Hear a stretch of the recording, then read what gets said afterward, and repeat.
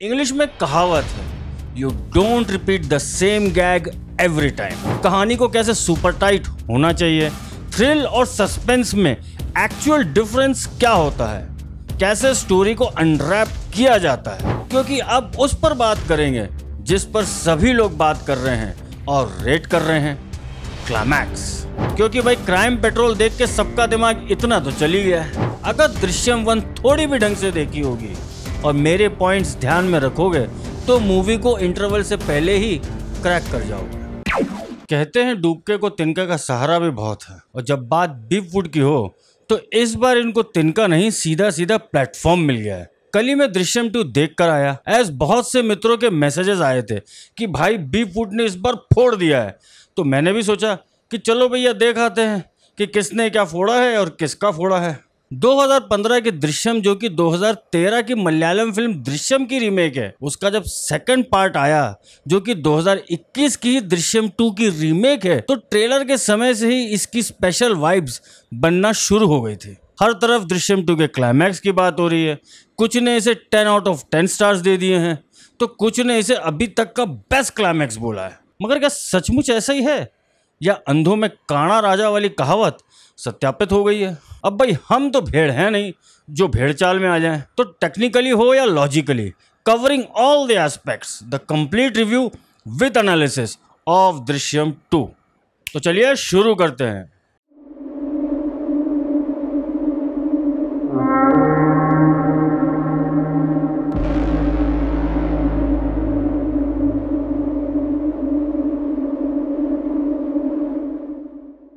नमस्कार मित्रों, मैं सौरभ और आप देख रहे हैं भारतवर्ष। दृश्यम 2, जो कि ओरिजिनली मोहनलाल स्टारर एक मलयालम थ्रिलर फिल्म है, उसका जब 2015 में रीमेक बना तो इस मूवी के सब्जेक्ट ने पूरे देश को एक नया एक्सपीरियंस दिया। कहानी को कैसे सुपर टाइट होना चाहिए, थ्रिल और सस्पेंस में एक्चुअल डिफरेंस क्या होता है, कैसे स्टोरी को अनरैप किया जाता है, क्योंकि दोनों ही फिल्मों में, बोथ ओरिजिनल और रीमेक दोनों में कहानी ही असली किंग है।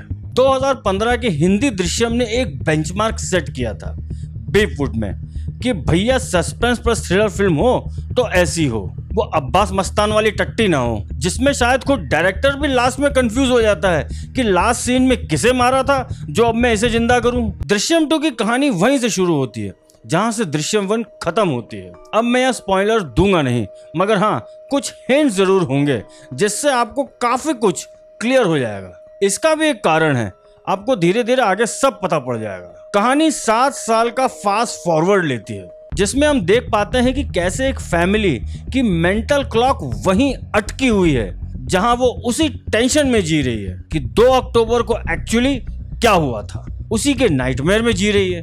दृश्यम 2 मलयालम फिल्म में थोड़ा फैमिली सीन्स इलेबोरेटिव थे, जिसे हिंदी वाली दृश्यम 2 में काफी हद तक ट्रिम कर दिया गया। इसका रीजन ना ही सिर्फ फिल्म की लंबाई को कम करना था, बल्कि फिल्म को पहले पार्ट की तरह एकदम वाटर टाइट करना था। मुझे इस डिसीजन से पर्सनली कोई प्रॉब्लम नहीं लगी। अजय देवगन, श्रेया सरन, तब्बू, रजत कपूर, इशिता दत्ता और छोटी बच्ची सभी की वापसी होती है। डुप्लीकेट लेट श्री मनोहर पर्रिकर साहब हो या गाय तोंडे, मार्टिन अंकल हो या विजय का केबल वाला छोरा, सभी की दमदार वापसी है। अब यहाँ हमें मेकर्स की तारीफ करनी पड़ेगी कि सबकी एजिंग का ध्यान रखकर कास्ट को फिल्म में यूज किया गया है, जो कि इस फिल्म को रियलिस्टिक बनाता है, just like the original one. कुछ नए चेहरे भी देखने को मिले हैं, जैसे सौरभ शुक्ला जी, जिनका रोल सिर्फ 3 सीन का था मगर इम्पोर्टेंट भी था। एक्चुअली वही सीन मेन था, मगर एक एक्टर के इस पार्ट में आने से इस फिल्म का लेवल यहाँ से यहाँ उठ गया, और वो है अक्षय खन्ना, जिन्होंने इस फिल्म में आईजी तरुण अहलावत का रोल निभाया। अक्षय खन्ना उन अंडररेटेड एक्टर्स में से हैं जिनके टैलेंट का लोहा सब मानते तो हैं, मगर उनको फिल्में कम ही मिलती हैं। अब भाई इसका कारण बीफ वुड के करता धरता है या कुछ और, ये अपने आप में ही एक सस्पेंस है। वरना बीफ वुड में ऐसे टैलेंटेड एक्टर्स ढूंढने से तो छोड़ो, फ्लड लाइट लेके भी नहीं मिलते हैं तो वुडन एक्टिंग वाले सिद्धार्थ मल्होत्रा और पराठा कपूर, या ओवर एक्टिंग की दुकान चलाने वाले वरुण धवन या रणवीर सिंह भवनानी। अक्षय खन्ना इस फिल्म में डेप्थ लेकर आए। जो सोच विजय सलगांवकर की थी, जिस पर ये पूरी मूवी की कहानी खड़ी है, उसका एक्चुअल ऑपोजिट हमें इस पार्ट में देखने को मिला, जो कि फर्स्ट पार्ट में मिसिंग था। क्योंकि फर्स्ट पार्ट में विजय सालगांवकर को चौथी फेल समझकर तब्बू से लेकर हर एक इन्वेस्टिगेटिंग ऑफिसर ने उसे अंडर एस्टिमेट किया था। एक्टिंग वाइज सभी ओल्ड कास्ट ने अपने पुराने सभी रोल्स बहुत अच्छे से रिप्राइज किए हैं। एक्टिंग का डिपार्टमेंट पूरा सॉलिड है। फिल्म में पूरी ईमानदारी बरती गई है अपने ओरिजिनल के साथ, मगर जो हिंदी रीमेक में अलग था, जो कि फर्स्ट पार्ट से था, वो थे गायतोंडे, जो इस बार भी निराश नहीं करते। हालांकि उनकी एंट्री थोड़ी लेट होती है as per my analysis, but there आए दुरुस्त आए। जो एक कैरेक्टर का पोर्ट्रेल जो कमलेश सावंत जी ने किया है ना, कसम से आज भी लोग इनको गायतोंडे के नाम से ही ज्यादा जानते हैं, कमलेश के नाम से कम। अज्जू बाबा दाढ़ी में थे, एज थोड़ा कैरेक्टर मैच्योर दिखना था, मगर हाँ विजय सालगांवकर पूरा का पूरा दिखा है। एक्शन इस फिल्म में थोड़ा कम था, मगर जितना था बहुत है। फिल्म का फर्स्ट हाफ स्लो है, मगर कहानी के हिसाब से फिट है। एज एक्चुअल कहानी इस सेकंड पार्ट की मात्र 30 मिनट्स की है। जी हाँ, क्योंकि अब उस पर बात करेंगे जिस पर सभी लोग बात कर रहे हैं और रेट कर रहे हैं, क्लाइमैक्स। क्लाइमैक्स की माउथ पब्लिसिटी इतनी हुई है कि डे 1 और डे 2 दोनों के कलेक्शन के फिगर्स में भारी उछाल है। यहां तक कि तानाजी के डे 1 के कलेक्शन को भी दृश्यम 2 के डे 1 के कलेक्शन ने बीट कर दिया है। अब भाई बिना स्पॉइलर के ही बात करते हैं, आप सबको समझ आ जाएगा कि क्लाइमैक्स इतना हाई रेट क्यों किया गया है। देखिए, एज पर माय रिव्यू मुझे इसका क्लाइमैक्स ओवर हाइप्ड लगा। इसके कारण भी है मेरे पास। देखिए, हम रह रहे हैं 2022 में और ये कहानी भी इसी टाइम फ्रेम के आसपास है। सो अगर सुबह 4 बजे कोई विजय सालगांवकर को देख सकता है तो रात के 2 बजे क्यों नहीं, कोई सीसीटीवी में क्यों नहीं, और वो भी जब आपका केस दोबारा खुल गया है और आप ही 7 सालों से प्राइम सस्पेक्ट हो और आप अपनी ही पर्सनल गाड़ी से जा रहे हो और पुलिस आपको ट्रैक भी नहीं करती। और एक सबसे बड़ी बात, इंग्लिश में कहावत है, you don't repeat the same gag every time. मतलब जिस तरीके से आप एक बार ट्विस्ट ले आते हो उसी तरीके से दूसरी बार नहीं। अब भाई बिना स्पॉइलर दिए हिंट में समझना है तो इतना ही कहूंगा कि दृश्यम 1 में गार्डन की खुदाई और कुत्ते के स्केलेटन का मिलना, बस आगे आप सब समझदार हो। सो ऐसा ही रिपीटेटिव गैग पब्लिक ने थिएटर में ऑलरेडी गेस कर लिया था, जिससे इसके क्लाइमैक्स की एंडिंग पे असर पड़ गया। हाँ, कुछ थ्रिल मोमेंट्स थे, मगर 1 या 2 जंप्स थे। जंप्स समझाता हूँ, एक जंप था क्लाइमैक्स वाला और एक एंडिंग वाला, मगर फर्स्ट पार्ट में टोटल 4 थे। पहला, गाड़ी का मिलना, दूसरा, गार्डन में कुत्ते का स्केलेटन मिलना, तीसरा, बच्ची का पिटाई के बाद टूटना, और लास्ट का चौथा वाला एंडिंग। हालांकि अज्जू बाबा का कन्फेशन वाला सीन हाफ कैटेगरी में आ सकता है, मगर इस बार 5 मिनट की पिटाई के बाद ही उसे एकदम से इसी सीन पर ले आना थोड़ा सा मिस टाइमिंग था।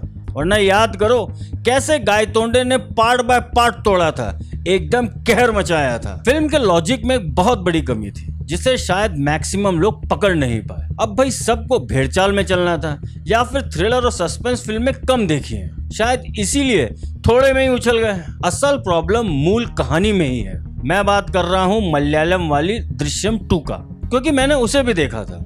वो था इसका इलॉजिकल एंड, जो कि फर्स्ट पार्ट में नहीं था, और जो प्लॉट दृश्यम 2 में एक्चुअल है वो मात्र 30 मिनट्स का ही है, जिसे खींच खांच का 2-2.25 घंटे की फिल्म बना दिया।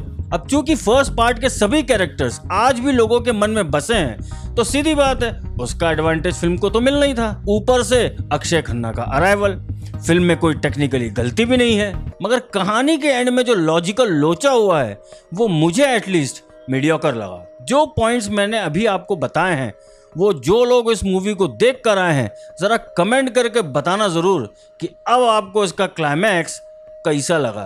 क्योंकि देखिए, ये मेरा एनालिसिस है और मैं जब तक किसी फिल्म को नहीं देखता हूं तब तक उसका रिव्यू नहीं करता हूं, और जब करता हूं तो सारे एस्पेक्ट्स देखता हूं। जब आप पूरी फिल्म को रियलिस्टिक टच देते हो और एक्टर्स की एजिंग से लेकर इवन कोर्ट में दी गई दलीलों तक उसे फॉलो करते हो, तो भाई ऐसी लॉजिकल मिस्टेक्स का स्कोप रह नहीं जाता। अगर इस फिल्म में कोई एक पुलिस वाला भी विजय सालगांवकर के साथ मिला होता जो एंड में रिवील भी हो जाता और उसे भी विजय सालगांवकर डबल क्रॉस करके उसे ही फ्रेम कर डालता और फिर ये सब होता तो थोड़ा लॉजिक बैठता।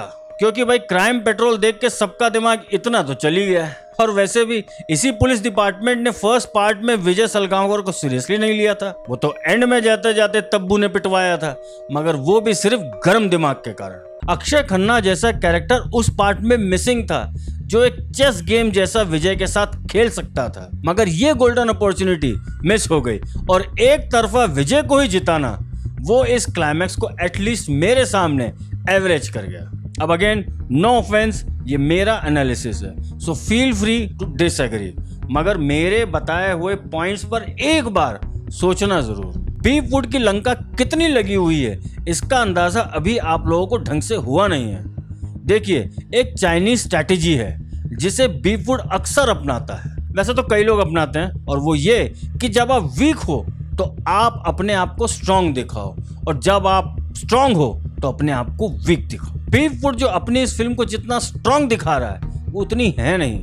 मैंने ये फिल्म कल देखी है, मतलब दूसरे दिन, और थिएटर में भली ऑक्यूपेंसी करीब 50% ही थी, मगर एंड में मैंने खुद लोगों के मुंह से सुना है कि उन्होंने एंडिंग इसकी पहले ही प्रेडिक्ट कर ली थी, जिसमें कि ये वो ऑडियंस है जिसने मलयालम फिल्म नहीं देखी है। हाँ, अब रिएक्शन चैनल्स पर लोगों को फुटेज ज्यादा मिले इसलिए नमक मिर्च लगाकर सभी थोड़ा ज्यादा बोल जाते हैं, मगर जिस फिल्म की यूएसपी ही लॉजिक है उसमें लॉजिक तो हो। दृश्यम 2 चलेगी, मगर हाँ लंबी नहीं चलेगी। जैसे राम सेतु फिल्म बहुत अच्छी बन सकती थी, मगर वो शुरू होने से पहले ही खत्म हो गई, ठीक वैसे ही इस फिल्म को भी जब लोग थोड़ा भी दिमाग से ले गए तो इस फिल्म का राम सेतु फिल्म ही होना है। क्योंकि राम सेतु फिल्म में लोग राम सेतु के लिए भी आए थे और उन लोगों को बेनकाब होते देखना भी आए थे जो उस पूरी कॉन्स्पिरेसी के मास्टरमाइंड थे।